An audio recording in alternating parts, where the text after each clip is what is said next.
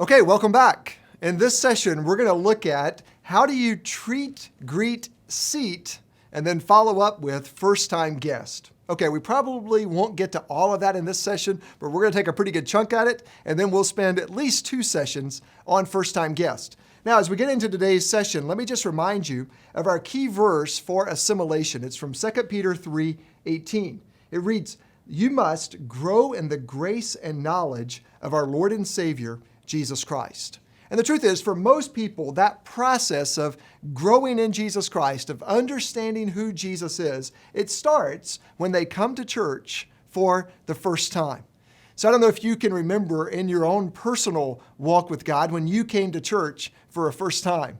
But coming to church for the first time can be a very intimidating process. And even if you can't remember coming to church for the first time, you can certainly remember going on vacation and checking into a hotel for the first time. Perhaps you went to a large resort and you walk in there and you're not even sure where to park or where to unload your luggage or where the front desk is.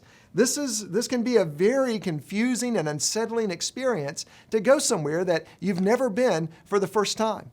Well, when it comes to first-time guests, they have the same experience as you have when you go somewhere for the first time. But unfortunately, coming to church is even more intimidating.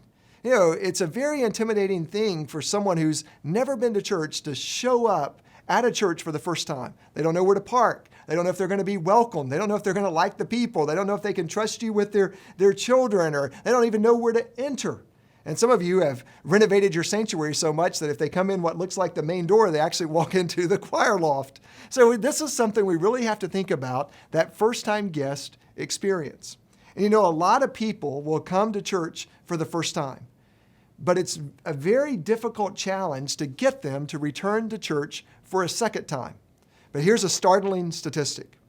People decide whether or not they're coming back to your church within the first 7 minutes of arriving. So within the first 7 minutes, they're making up their mind, am I going to like this church and am I going to come back? So you have 7 minutes to make a good impression. Now, there are some things you can do to overcome that if you make a bad impression, so it's not like it's your only chance. God will give you grace and hopefully power, even if you mess it up. But we want to do all that we can in those first 7 minutes to make a good impression on our first-time guest. And so if you think about it, if you're a teaching pastor or a preaching pastor or the senior pastor, first-time guests have probably already made up their mind before you've even delivered the first word of your sermon.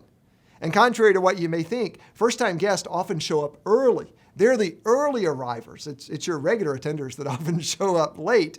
So they show up before the service starts. Maybe they sit in the parking lot for a couple of minutes and watch people go in and out of your building to try to figure out how the flow might work. They might go in and sort of spy on the children's area before they go to check in. They might arrive in the sanctuary when there's just a handful of people. And what are they thinking about? What are they experiencing? What are you putting in their hands? How are you creating that experience, basically from the parking lot all the way into the church, and then once they get back home? Well, that's what we're going to look at in these sessions.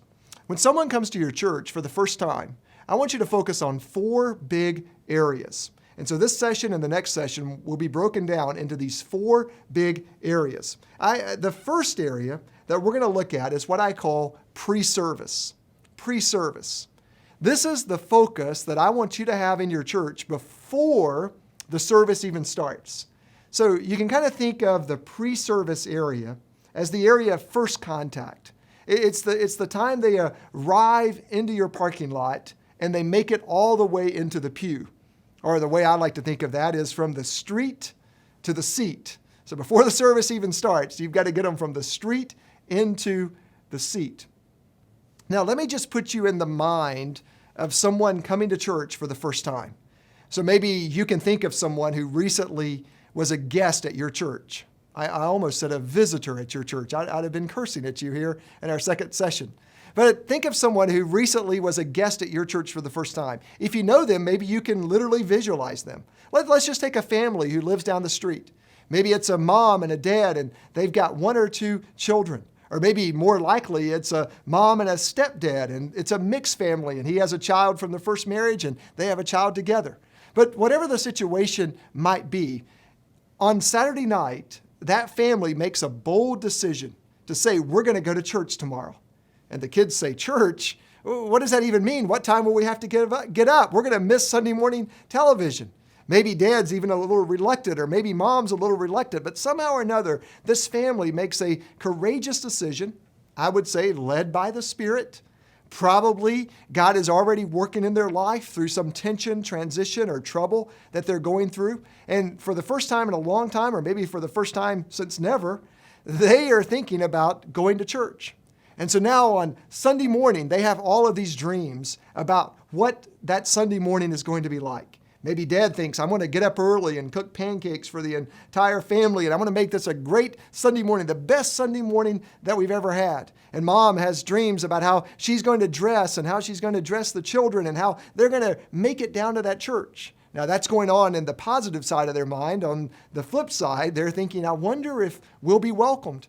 I wonder if we'll see anybody we know. I wonder if there'll be people like us. I wonder what the children's ministry might be like. I wonder what the pastor is going to teach on. So they have all of these concerns as well. But even on the best of Sunday mornings, in this particular couple's life, everything is going to go wrong. You see, when someone decides to come to church for the first time, it's almost like they're sort of inviting the enemy to do everything he can to distract them. And so Satan begins to work in that couple's mind. And in that home, the alarm clock doesn't go off. The pancakes get burned. The kids spill something on their new outfits. Mom didn't have enough time to get dressed like she would like to get dressed. But in spite of all of that negative things that happen to try to prevent them from coming, let's just imagine somehow or another, that couple gets into the car, they make it out of their driveway, and they arrive onto your church property. Well, at that point, when they pull into your church parking lot, assimilation begins. You may not be able to control what happens at home. You may not be able to control whether or not they come to church. You may be able to in some way, by the way. That's another seminar that I have on evangelism. But when they pull into that parking lot, you want to do everything you can to make that the best first 7 minutes of their life. So let's talk about that area of first contact, or the big area of pre-service. So when someone pulls into your parking lot, as they're in the parking lot, as they're making their way into your building, there are 4 areas of first contact. So 4 areas of first contact. Here's number 1. Number 1, how are they going to be greeted? Greeted. How are they going to be greeted? Now, when you think about greeted, and I'll explain why they all start with ED, you'll see as we go along. But when you think about greeted, you often think about greeters. And I want to talk about greeters and give you some advice on greeters. In fact, in the supplemental resources that you have with the seminar, you can see a basic job description as to what a greeter should do. But there are really 2 types of greeting that a person coming to your church for the first time would receive. The first is the inanimate greeting of all the inanimate stuff at your church, all the non-human stuff. So for example, your parking lot is a greeter. Your sign is a greeter. Your signage is a greeter.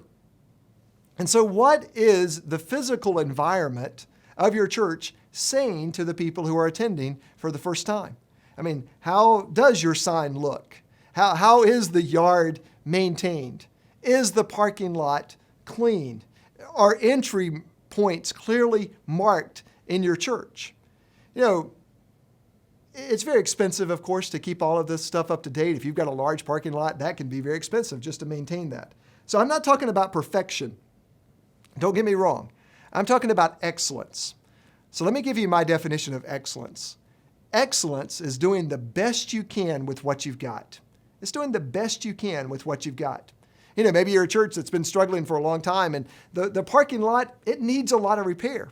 But you can do the best you can with what you've got. You can pick up the litter out of the parking lot. You can weed it. You can spray it and remove all the weeds from the parking lot. You may not be able to repave it or to repaint it, but you can do the best you can with what you've got. You may not be able to afford a lot of expensive landscaping, but you can keep things neat and trim, and volunteers in your church can make that lawn or that upkeep around the church, the landscaping, look as good as it possibly can. Well, you see, all of these things are greeting people who arrive. And your landscaping and your church sign and your parking lot are saying, we've been expecting you. We want to put our best foot forward. You're welcome here at our church. Or it's been saying, go away. We don't care. We're outdated. We're no longer relevant. And of course, I know which one you want. You want the physical surroundings of your church to put forward the best greeting they possibly can. And the truth is, some simple landscaping, a fresh coat of paint, that can make all the difference in the world. Now, for most of our Journey locations, because we're in major metropolitan areas, and we do have locations that are not in urban areas, but for most of our Journey locations, we meet in rented facilities. Now, some of our places own their own building or have a long-term lease like many of you, but a lot of our churches meet in rented facilities. I remember one time we were meeting in an elementary school, and we couldn't do a whole lot about the broken sidewalk out front of the elementary school. We couldn't do a whole lot about those little toilets that they have in an